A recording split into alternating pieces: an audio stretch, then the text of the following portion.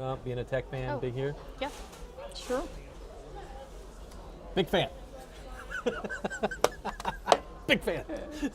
Sorry, I've been watching film this morning trying to get my mind right. And That's it's just okay. not We're going to happening.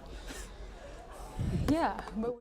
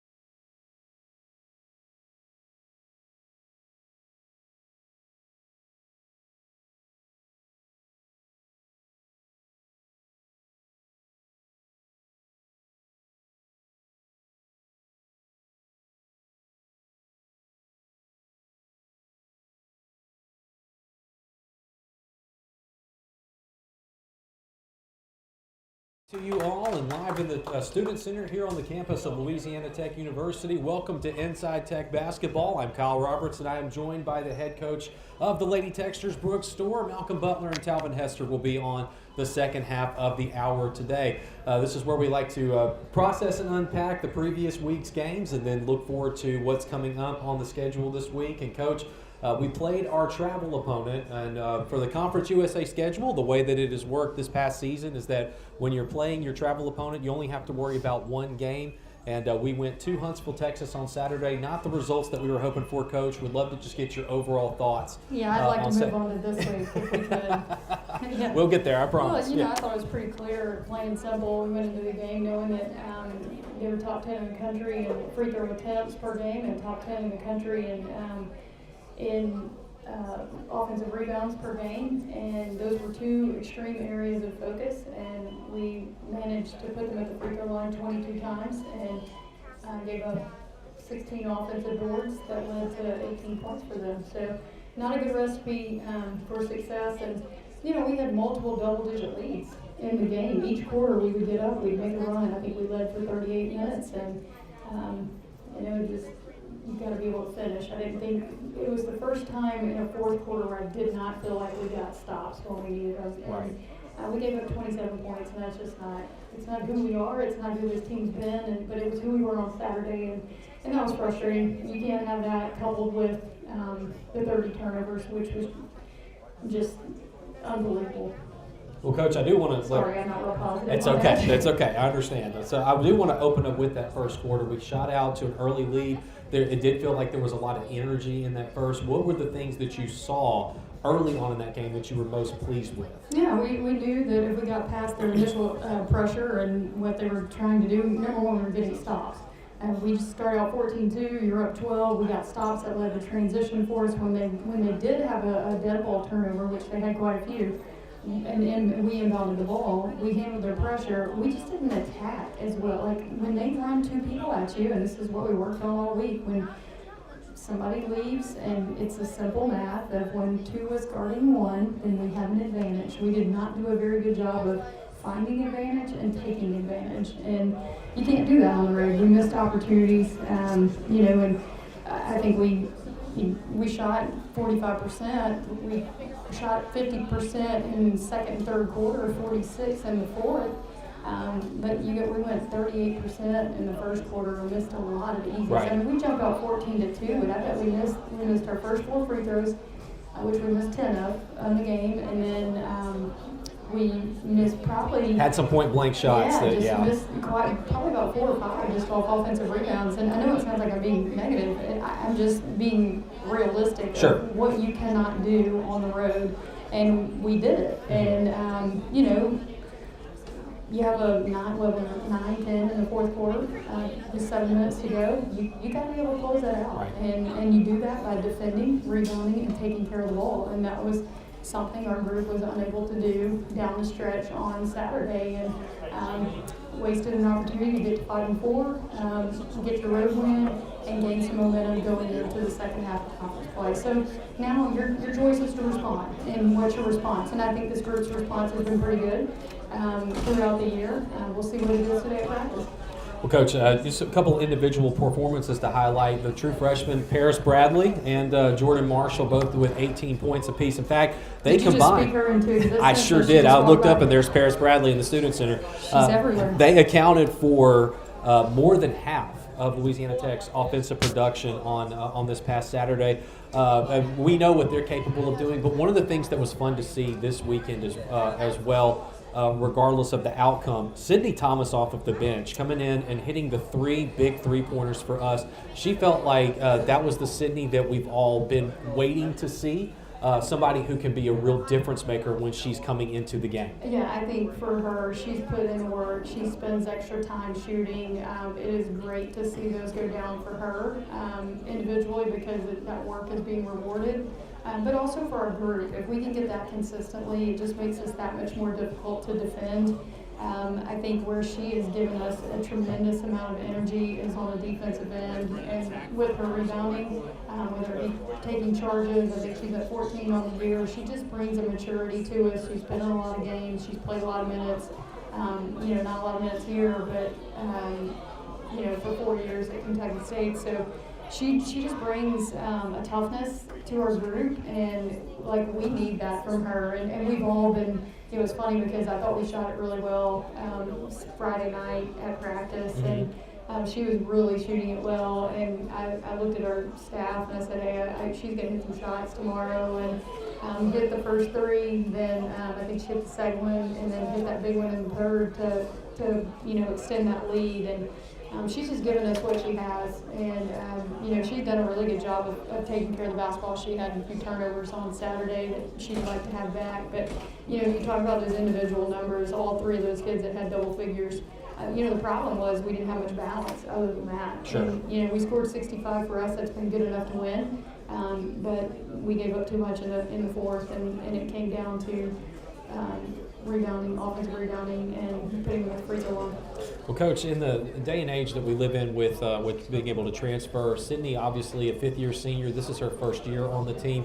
She's from Kennesaw, Georgia, which houses Kennesaw State, which will be going there. Within the No kidding. Yeah. Okay. Yeah, I was going to see, Coach, can you talk a little bit about her and what it's like having a veteran presence like Sydney on the team, especially coupling that with it being her first year on campus? Yeah, I think she's done a great job of just ingratiating herself into our group, and there's so many new ones that sometimes it takes them a while to kind of find their niche, but she does a great job of just. She's a great teammate, just mingling and mixing with everyone. And I'm so proud of how she's done that. She's exhibited toughness in a lot of ways. We spend a lot of time, trying to ask questions and be curious about, each other and what that looks like and who we are, because I think the more we know about each other, the more we're willing to fight for each other and to give our best for each other. And she's not one that's super outspoken, but when given the platform and when given, sometimes I have to ask a question to urge her to talk, but when she does, it's something that's usually well thought out and comes from experience. She's just an older voice in the locker room that's been through some, has some experience and has been through some things, and has a different perspective than a lot of others, and we value that greatly. Well, you know me, somebody that I'm not around the program every single day unless we're traveling, but one of the things that I'm always gauging is, how are some of these college students, can they talk to an adult, and Sydney is one of those that I enjoy conversations with her, and it's clear that she's having a positive impact on these younger players. Absolutely. I go back to last spring when the portal opened and she had that 5th year, that COVID year, and was grad transfer, and that first phone call I had with her, I was very impressed by her demeanor and just her ability to communicate and ask good questions and answer questions. Sometimes you don't ever know. And then I got on the phone with her mom probably the next day, and I said, well, apple doesn't fall far from the tree. An educator, and just really good parents, comes from a good family. They've done a great job of raising a quality individual, and really excited about her future. We've got that new lawsuit going on with the Division II kid from Wisconsin. So many lawsuits. Yeah, so maybe that will help us keep her for another year. So yeah, I would love that. Yeah. So, well, Coach, obviously we want to put this past game to bed. Yes, we do. It is we finished the halfway point of conference play. We have 18 conference games this year. We've played through 9. And again, let's not let this past weekend color the complete experience. I would just love to get your take on where this team is midway through conference play. Well, I think we're about midway. We've had some bright moments, and then we've had some tough moments of learning and growing. And I think for this group, they know that they can compete with anybody in our league. The 3 people ahead of us, and we played 2 of those, or I guess 4 now, with FIU winning on the buzzer beater on Saturday. They jumped ahead of us 1 game, but we get a chance to play them at home this week. We've played those teams all before. Right. We've played all those on the road. We know we can compete with anyone, and I think they're excited about the opportunity. And for us, it's about, 1 game doesn't define you. We've got to continue to clean up some things. We got to get better defensively. Just in some areas, just some slippage where we've got to get back to going, hey, well, we've got to get a stop. We know we've proven we can do that at home, but can we do it on the road? And we've been in those 1-2 possession games late against Western Kentucky, against FIU, and we've got to be able to finish those off. So we get an opportunity to, write the story. February is where you make your moves. Yep. And March is where you do your business. And I just made that up. That's good. Like that. But I think it's how this young group will respond, and who do we want to be? Right. We talk all the time about this group wanting to be tough, together, aggressive, and prepared, and we've got to continue to grow towards that. And to me, what's exciting about this month is that I believe 5 of the remaining 7 in the month of February are in the Thomas Thank Assembly goodness. Center. I feel like we've been on the road forever. Yeah, and that will all start with this coming Thursday, which we'll talk about here in a minute. But first, make your game day epic with Pepsi.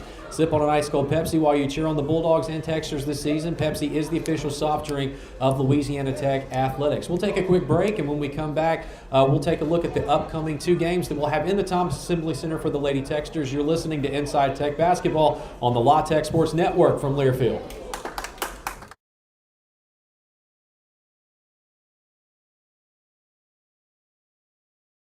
The Conference USA Basketball Championships are coming back to Huntsville, Alabama. Oh, goodness! The lob at the other end and the flush. Don't miss your opportunity to witness one of the most competitive basketball tournaments in the country from March 11th through the 15th at Probst Arena. That was big time. And dunks it down. Tickets are on sale now at conferenceusa.com/Rocket City Hoops. Dogs. Now, how did these beautiful creatures become man's best friend? Well, easy. They're funny, entertaining, energetic, determined, right, regal, friendly, and above all else, dogs are loyal. Louisiana Tech University. How about them dogs?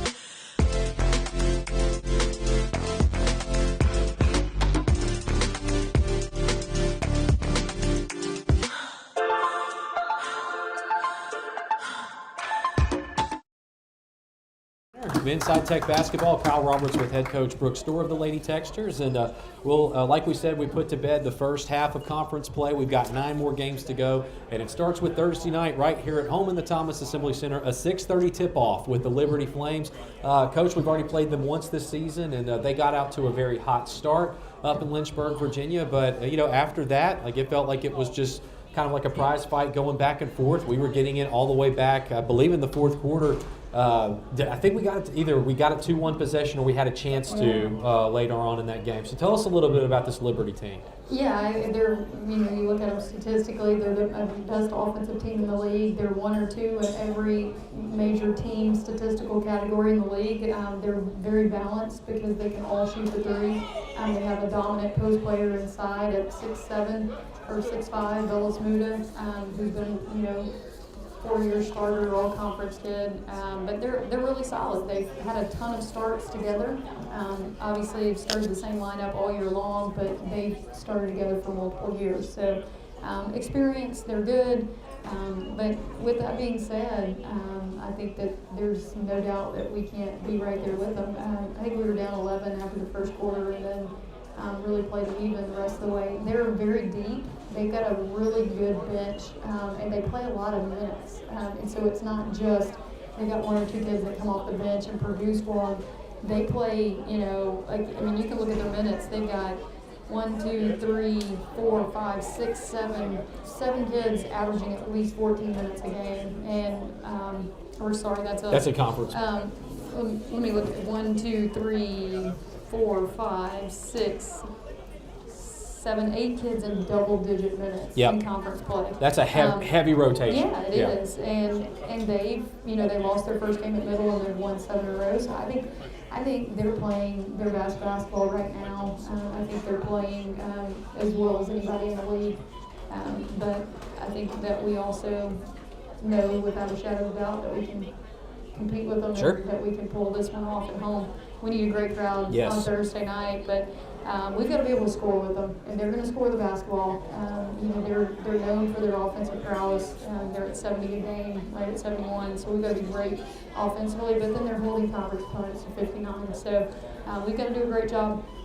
There's no doubt about it. So we've got to come ready to go. We've got a great week of prep and be ready to go on Thursday night. Coach, I want to go to Saturday, and then we're going to come back and talk about why Thursday night is so important, not just for getting a win in conference play here at home, but the reason that it's important because of what the game will symbolize for this program and for a lot of women that are out there that are wanting to play in sports in college or professional, wherever. But let's look at Saturday first, then we'll come back and talk a little bit more about Thursday night. FIU, like you said, they won on a buzzer beater. I had that one on kind of at the bottom of my iPad, sort of keeping track of that game while ours was going on, because it looked like Kennesaw was starting to pull away and getting the lead, and then out of nowhere FIU found a way to get it done, won on a buzzer beater, and that allowed them to just jump ahead of us in the conference standings. Yeah, I think there was a 10-point margin there when you go back and watch, and then flipped it on them real fast and then won it at the buzzer. But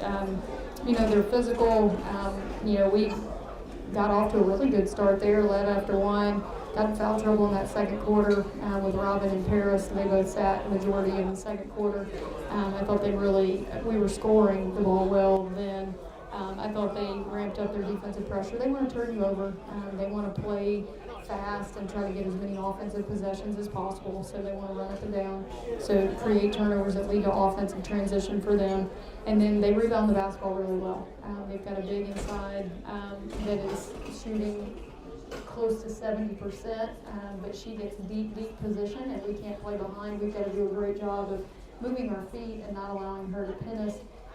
And because she's right at 70%.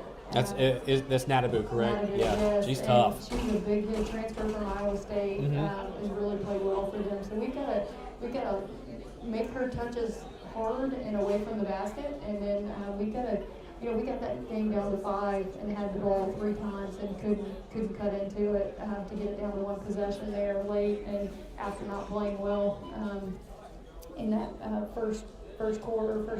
second quarter, they had, I think, about 11-point lead. That sounds right. At the half, and something that we've got to make sure that we defend without fouling. We can keep our rotation going, and then, I think Avery's had a few more games under her belt at this point. Isla got dinged up on the knee in that game. It was kind of a little bit gimpy, if you will. So I think we'll compete really hard. We've got to do a great job of taking care of the basketball, and we've got to make sure that we are making none of those touches very difficult. They don't shoot the three a lot. Right. They're right at four makes a game, and their percentage is not great, but you've got to contain dribble penetration. You've got to keep up. Paris Atkins had a really good game against us, downhill driver, attacking the rim. We've got to do a great job of defending without fouling and just keeping the ball out of the paint. We've got to win the paint. This is a team, too, that had the preseason Conference USA Player of the Year selection, Maya Kone. She's only been able to play in one, I believe, ACL. Yeah, ACL tear, is that right? Or not sure. Injury, not sure what it is. Yeah, and so we thought she might have come back whenever we went and played them back in early January, and so you might know more than I do, but didn't play last week, so who knows? We always You have to assume prep. that everybody's going to play against us, so it seems to work out that way. Go 3 of 38 from 3 and then go hit 9. Right, that's what Liberty did to us in the first half, felt like.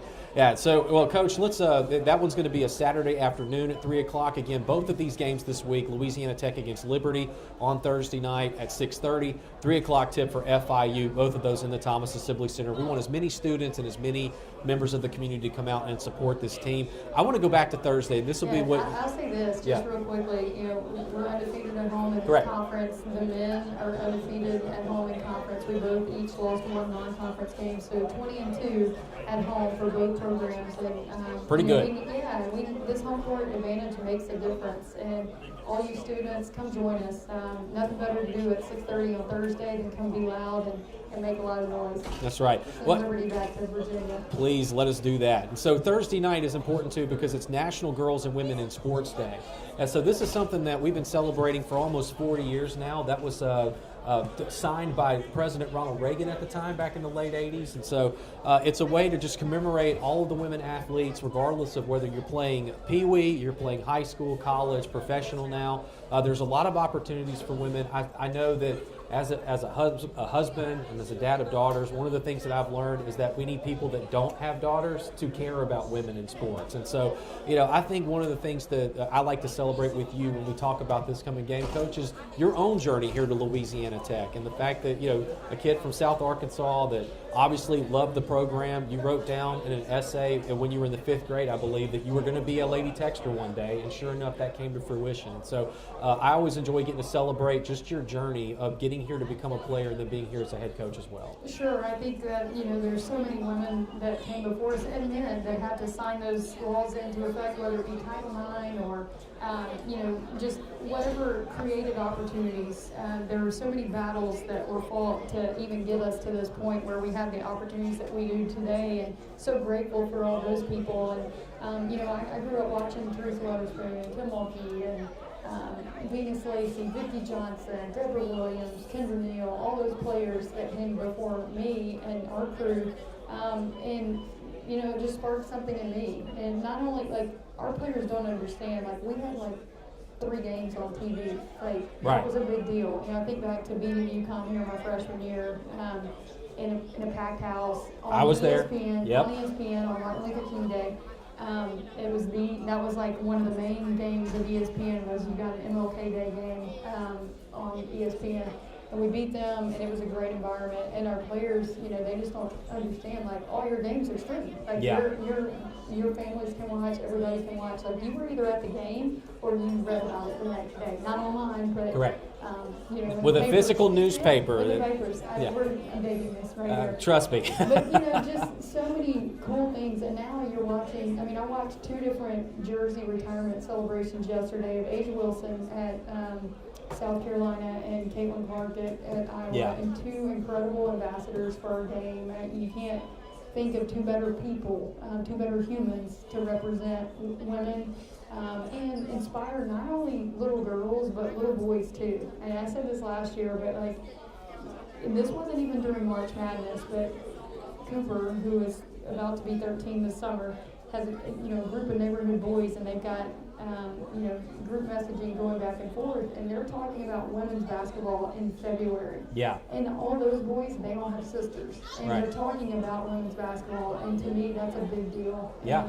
I just think that the more awareness, and you hit on it, but we need people that don't have daughters. Yes. Because at some point, you're going to have, your son is going to be married to a woman, Yeah. or, there's going to be a female in the picture at some point, whether it's grandkids or whatever, and, just those opportunities for them. And it's not just about recognition, it's about opportunity to Yes. learn these life skills.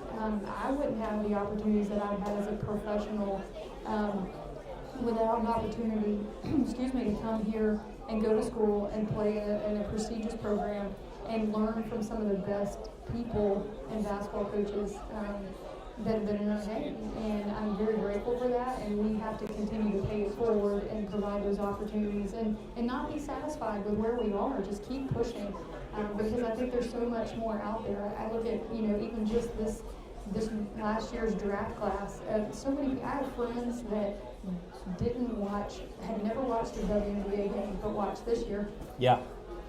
And that's a big deal. And you go, oh, it's WNBA, what is it? No, it's a big deal. The sponsorships that those women are getting through, whether it be Procter & Gamble, State Farm, these are national ad campaigns that are getting behind and supporting, and you're seeing the good that those women are doing, and what Asia Wilson has done in her communities in South Carolina and Vegas, where she, plays. Caitlin Clark in Iowa, throughout Iowa, and now Indiana. They have impacts far greater than just on the court, and what they're doing outside and how they're impacting people is incredible. And the more opportunities that they get, the more opportunities for all of us to be able to do that. And this is what I think is important for students to know that are here. This is the birthplace of women's basketball. And that's not hyperbole. We don't say that just to make it up because it sounds fun and kitschy, but women's basketball, it's because of Louisiana Tech. Yeah. And we know the ripples that we've seen. I mean, hate that it took 50 years before people are talking about women's basketball in February, but that doesn't happen without this Lady Texter program. Sure, and you go back to Dr. F.J. Taylor, who had the vision to start the program, and then not only the vision, but just the persistence to give Ms. Hogue what Yep. it takes, and he found the right people to lead that, and then Ms. Hogue bringing in Coach Barmore, and Coach Barmore bringing in Kim Mulkey, and Nell Fortner, and Christy Curry. Now, who's Kim Mulkey? Yeah, I'm kidding. Christy Curry and all those people that have been through Gary Blair and been through Right. this program that have touched so many lives through the game, and I think it's just an opportunity that we have to continue to take advantage of and pay for. And we get that chance Thursday night, 6:30, National Girls and Women's in Sports Day. So we certainly encourage everybody to come out, support this Lady Texter team. Graphic Packaging International has been a longtime partner of Tech Athletics. Graphic Packaging International crafts innovative packaging solutions that meet the needs of your market and resonate with your consumers. Their diverse portfolio caters to every need from efficiency to design. Visit graphicpkg.com to learn more about Graphic Packaging International, the official partner of Louisiana Tech Athletics from a packaging perspective. And so, That was a mouthful. yeah, well, that's, we're just Yeah, happy to get sit these. nicely. Look at her. Yeah. So, again, Head Coach Brooks Store, thanks as always. We appreciate you. Up next, we'll have Talvin Hester and Malcolm Butler to talk about Bulldog basketball. This is Inside Tech Basketball on the La Tech Sports Network from Learfield.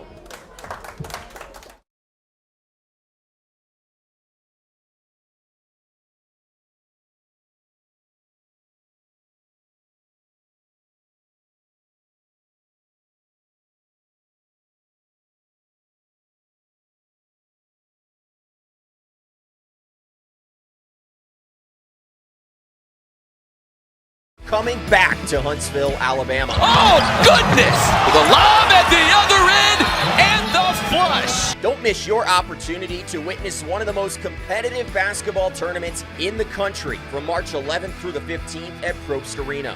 That was big time.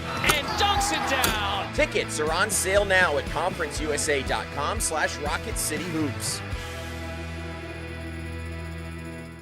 Dogs. Now, how did these beautiful creatures become man's best friend? Well, easy. They're funny, entertaining, energetic, determined, right, regal, friendly, And above all else, dogs are loyal. Louisiana Tech University. How about them dogs?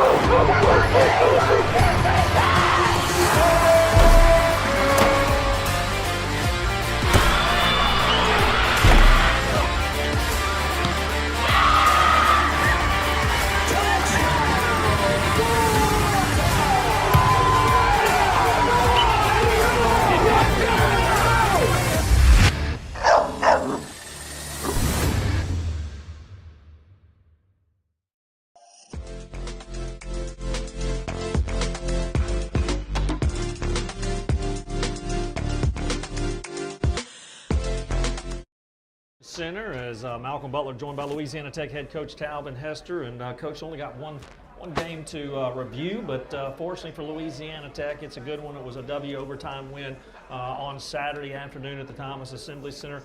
We'll dive into that, but first thing, man, you know, I've done this for a long time, I guess 26 years now, and I don't know that I've ever seen the conference standings midway through a conference season as jam-packed as it is on the men's side this year. I mean, you got teams 1 through 8 separated by a grand total of 2 games. Louisiana Tech in a 6-way tie right now for 3rd place, a game behind Middle Tennessee in 2nd, who Louisiana Tech already beat this year.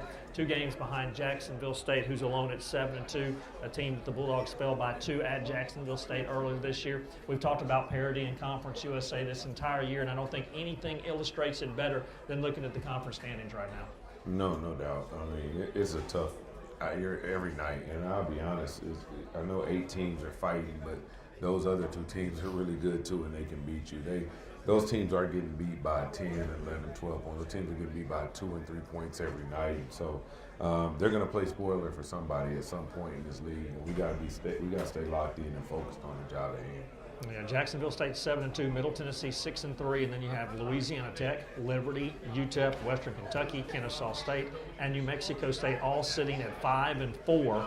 And then Sam Houston and FIU, you mentioned they're both 1-8, but I mean, we saw Saturday and we knew going into the game that Sam Houston was not a 1-8 Conference USA team. This is the defending regular season champion. They have been in every game they've played. All 8 conference losses have been by single digits. A couple of them in overtime. I think 5 of them now by 5 points or less.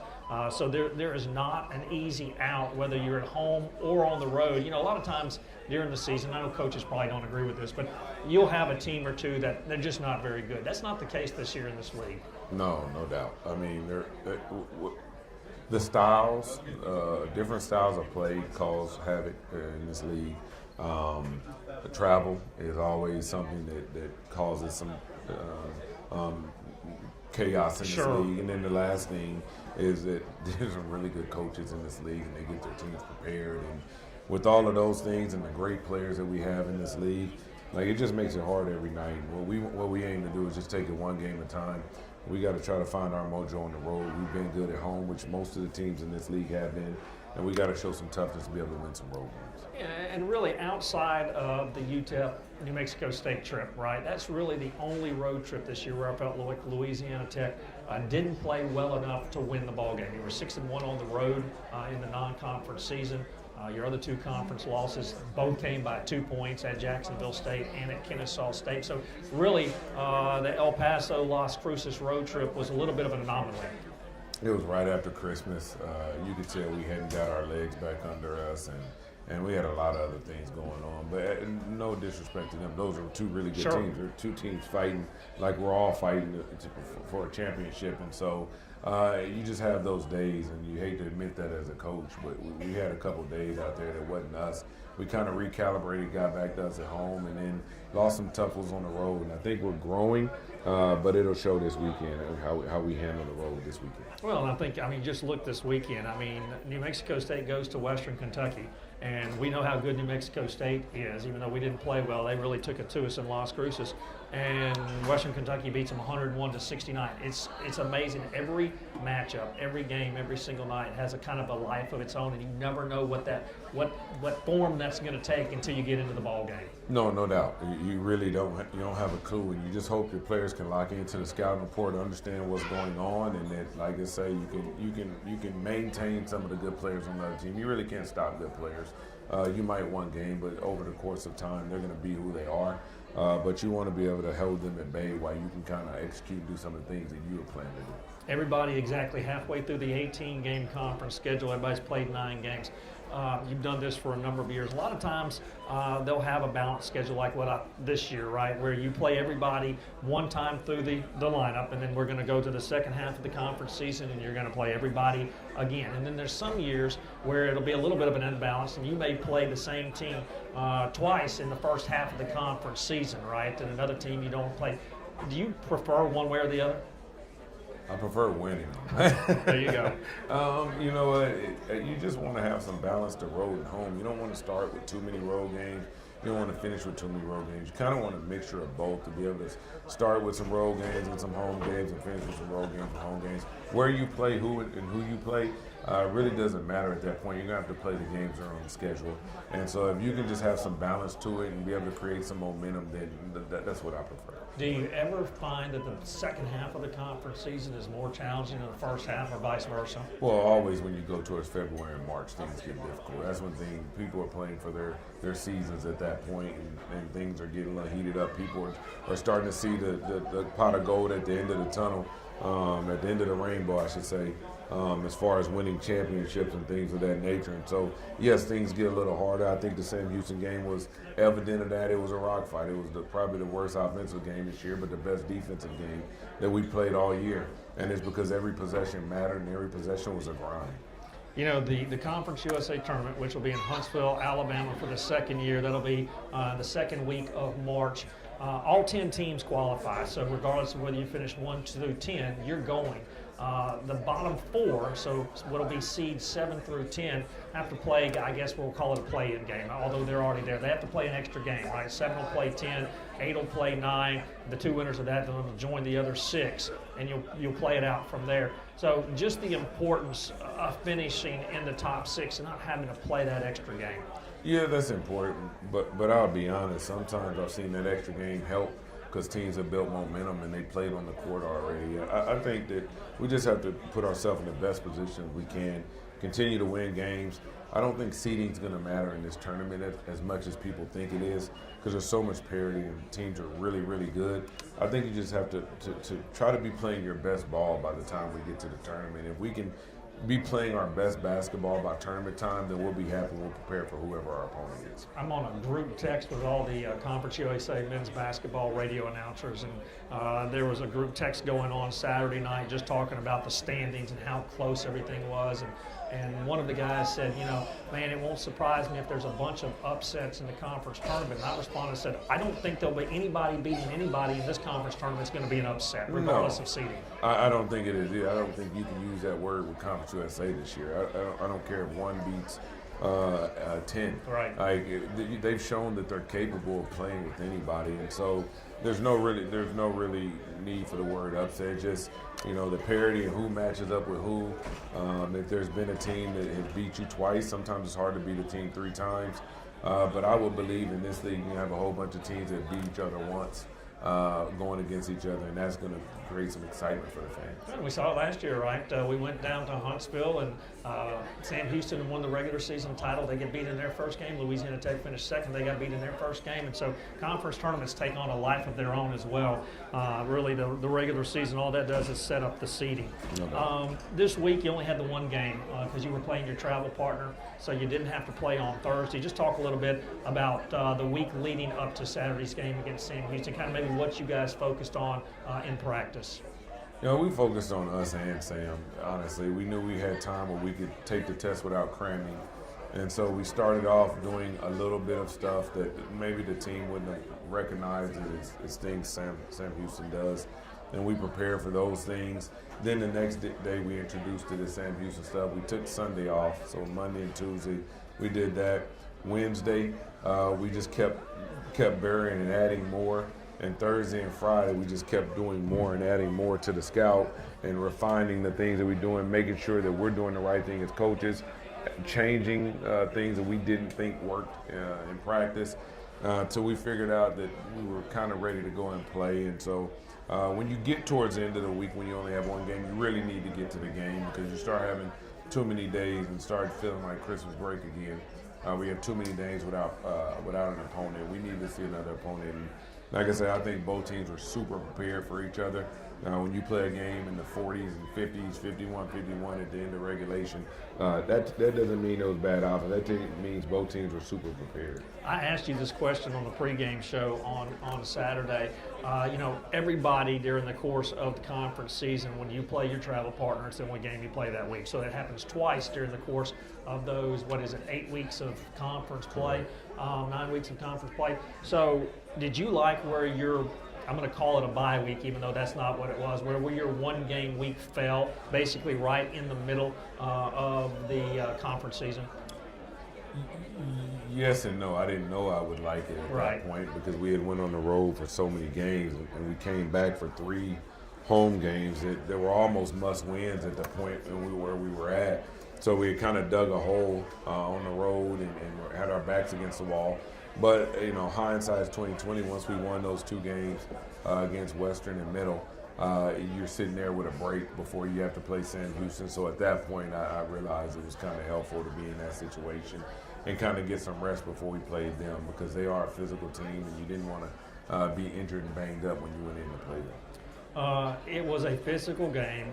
We saw it last year when we played the Bearcats, right? It was their first year in CUSA, and I think they surprised everybody last year by winning the regular season title.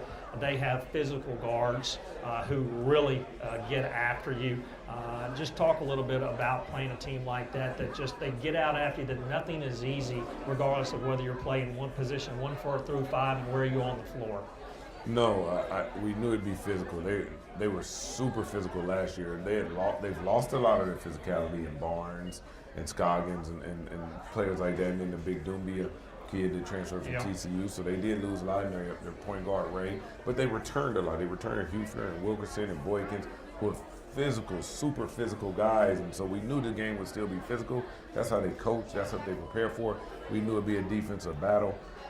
We just had to prepare to be able to match their physicality, and all week we had talked about not matching, but exceeding their physicality, throwing the first punch, not waiting to be punched. And I felt like it was a boxing match back and forth, but we were able to win the last 5 minutes of each half and win the overtime by 5. And so when you can do those things and keep a game close, you have a chance to win. Yeah, that first half, again, the 32-30, the halftime score. Sean Newman hit a big three-pointer. I went back and watched it, and obviously Newman's 3 gave you momentum going into the locker room. But the thing that I missed when it originally happened, and I saw the replay, was Jordan Crawford. The ball was kept alive on the initial miss by Al Green. It was kind of batted out. Crawford catches it, and really without even looking, he just flips it to the left to Newman, knowing that, hey, I've got to get it in somebody's hands who can get the shot off. I thought it was a really headsy play when I went back and watched the replay. No, I think it was 2 seconds left when he threw it, but his back was to the basket because he actually tracked the ball down, and he didn't have a chance to turn around and get a shot up. So it was a headsy play by a smart player who just delivered the ball, and Sean was able to get a shot up. And we just wanted to go in the half with the last shot, so luckily it went in, and we were able to go in with some momentum, some positive momentum. You did. Now, they came out of the locker room with the momentum. I think they hit their first 4 or 5 shots to start the second half. Got up by as many as 6 points. And if you'd have told me, I think it was 45-39 with about 12 minutes to play in the basketball game in regulation. And if you'd have told me, hey, you're only going to score 51, coach, that means you got to hold them to 6 points the rest of those 12 minutes. I don't like our chances. But that's exactly what your ball club did. They really turned it up defensively a notch and really were able to hold Sam Houston in bay. And the fact that they only scored 6 points over the last 12 minutes gave you an opportunity to go into overtime. Well, I won't better you. They scored 12 points almost by the first meeting. Yes. And so the rest of the way in regulation, they scored 9 points. And when you can hold a team to 9 points for about 16 minutes, you give yourself a chance. You know, we weren't great offensively, but I thought some of ours were self-imposed wounds from some things that we practice on that I felt like our guys were just not locked in to do. But then eventually when we needed to do them, they did them, and then we were able to turn the game around. And in overtime, we didn't get too high or too low. They hit a 3 to go up by 3. We just kept guarding and defending, and the ball started going in for us. Sean Newman made an unbelievable play to get the steal to put us up, and then Amari Abrams makes a dynamic defensive play, gets the steal, and then we made free throws down the stretch. Louisiana Tech Athletics is proud to call these businesses their home team partners. If you're wanting to build your dream home, contact Hurd Construction. Contact Bayou Overhead Door to find the perfect garage door. And for all your roofing needs, call Hurd Roofing. Work with the team that supports our team, Hurd Construction, Bayou Overhead Door, and Hurd Roofing, proud partners of Louisiana Tech Athletics and members of the La Tech home team. We're going to take a commercial break, and we'll be back here listening to Inside Tech Basketball on the La Tech Sports Network from Learfield. Championships are coming back to Huntsville, Alabama. Oh, goodness! The lob at the other end and the flush. Don't miss your opportunity to witness one of the most competitive basketball tournaments in the country from March 11th through the 15th at Probst Arena. That was big time. And dunks it down. Tickets are on sale now at conferenceusa.com/Rocket City Hoops. Dogs. Now, how did these beautiful creatures become man's best friend? Well, easy. They're funny, entertaining, energetic, determined, right, regal, friendly, and above all else, dogs are loyal. Louisiana Tech University. How about them dogs?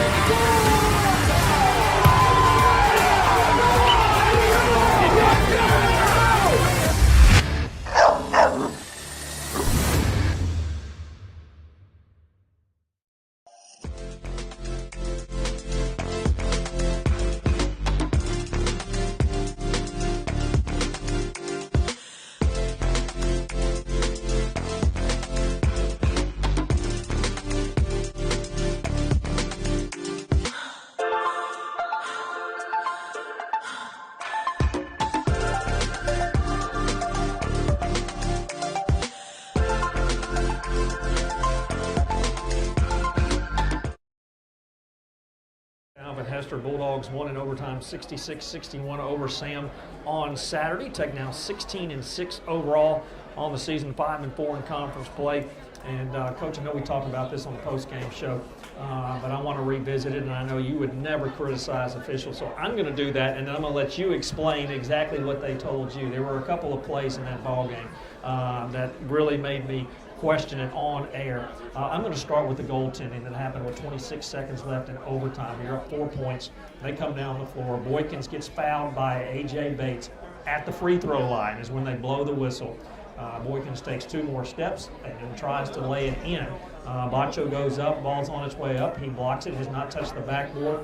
They can not only call goaltending, but obviously they count the shot. So there were 2 things, and I was really focused on the goaltend and the fact that they didn't overturn that when they could have. But the continuation is what really stood out to me when I went back and watched the actual replay, right? First of all, there's not continuation in college basketball. It looked like an NBA play.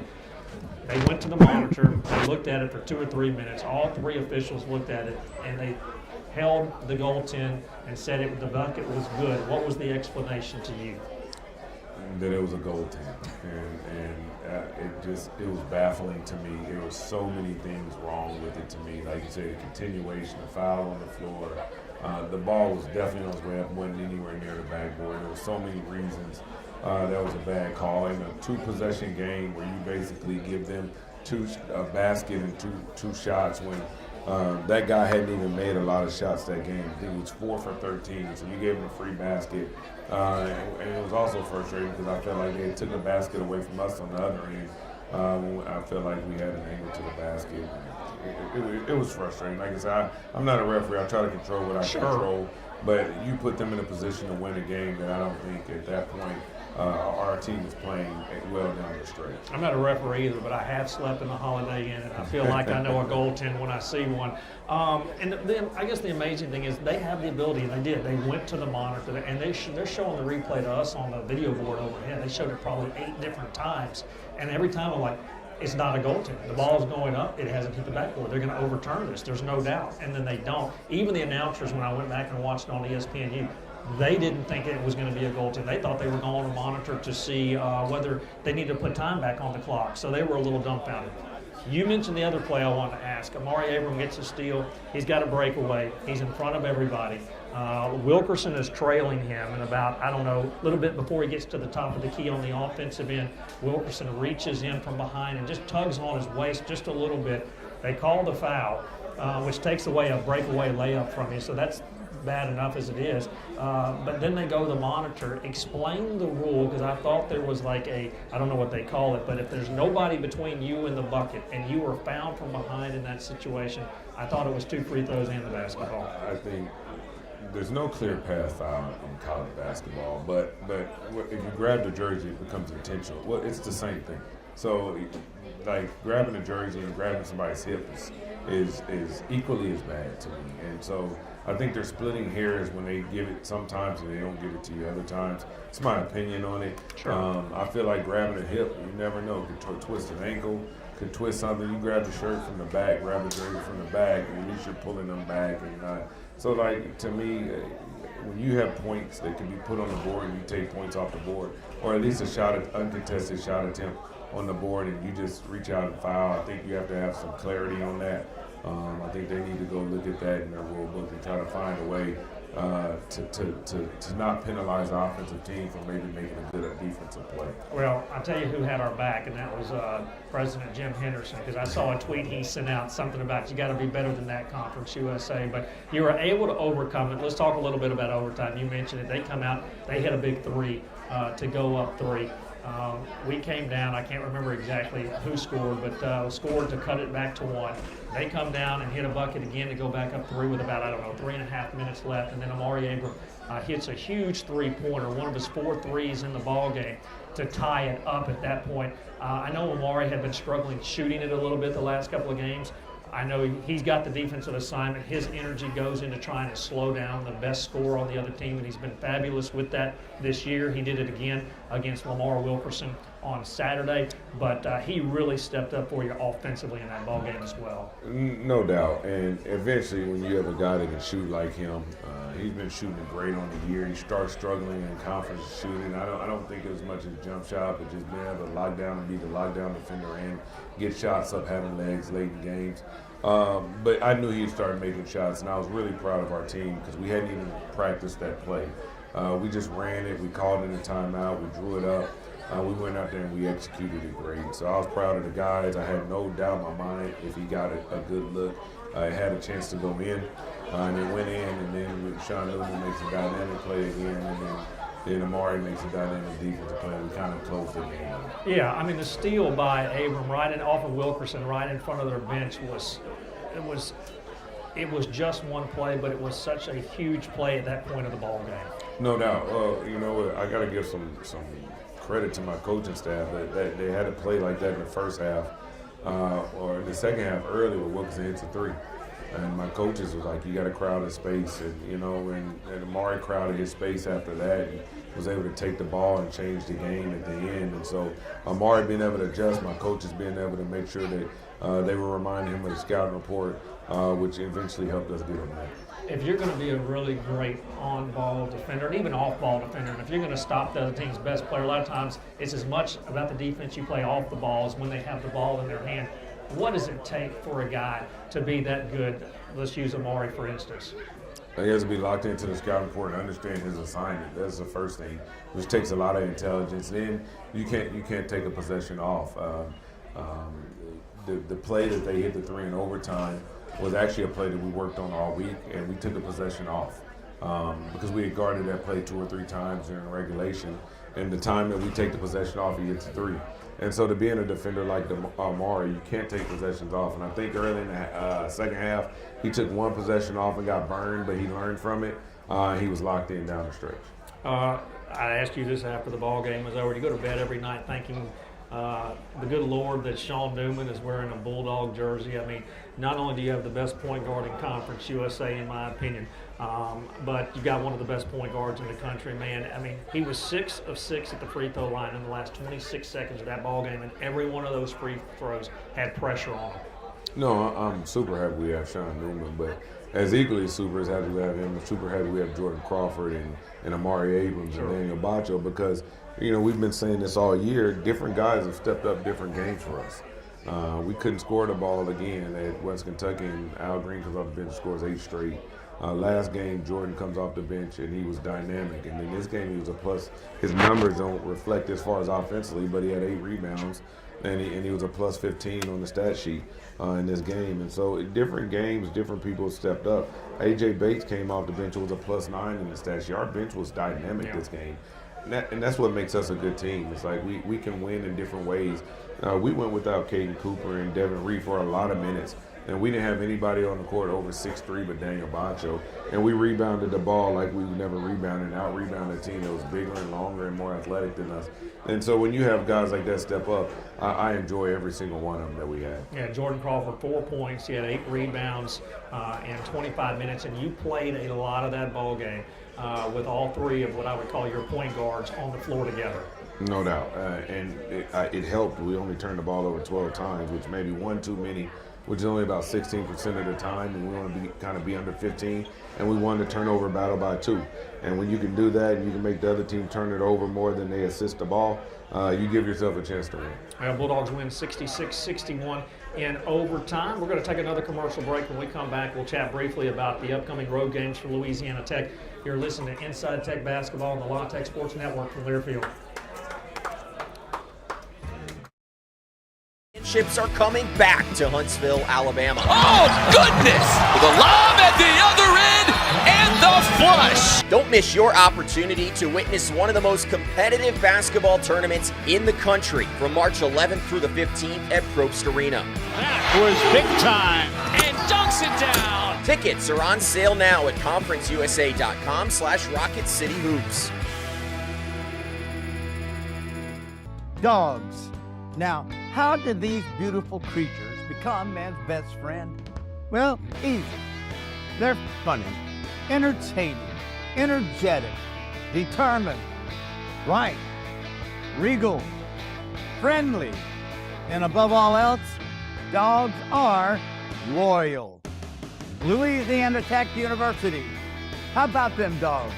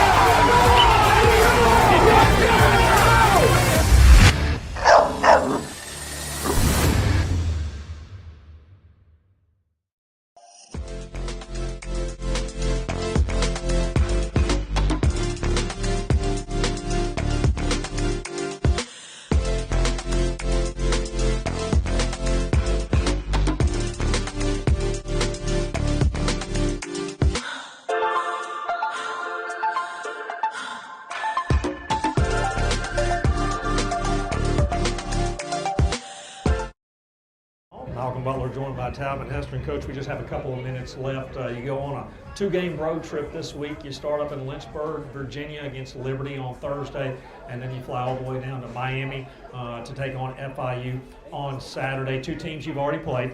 Had them both at home, won both games. FIU game, we got a big early. Really, it was they never threatened in that ball game. It's because your team continued to play well. The Liberty game came down to the last couple of minutes. You're able to pick up that win. Just talk a little bit about going to Liberty on Thursday night and the challenge as a very good offensive and very good defensive flank team presents to you. They're great at home, and they make shots at home, and they make tough shots at home. And so we got to be able to limit them, their ability to get easy shots, make every shot tough, guard them in transition. And then we got to move their defense around. They're great at their pack line defensive, the way they guard. And so we can move their defense around and play inside out. We have a chance. Bacho can be strong in there and have good post touches. It opens up us to hit outside shots. And then we got to limit the number of threes we take. We've done a bad job of taking threes on the road. I think in most games that we've lost, we've taken more than 30 threes on the road. We can't do that. We got to play inside out. When we've done that, we've been really good. The Bulldogs and the Flames Thursday night. I believe that's a 7 o'clock tip-off. You can hear that on 107.5 FM. Hey, best of luck this week on the road. Thank you so much. I want to thank Coach Brooks Store and Kyle Roberts for their time today talking Lady Texter Hoops. Also want to thank Kane McGuire and Kevin Alvarez, our strategic communications specialists, and of course our engineers Elton Taylor and John Tabor. Again, Bulldogs will be on the road Thursday night against Liberty. That'll be a 7 o'clock tip-off. That'll just about do it for today's edition of Inside Tech Basketball. For Talbot Hester, I'm Malcolm Butler saying so long, everybody. Thank you. Appreciate you, Coach. Thank you. All right.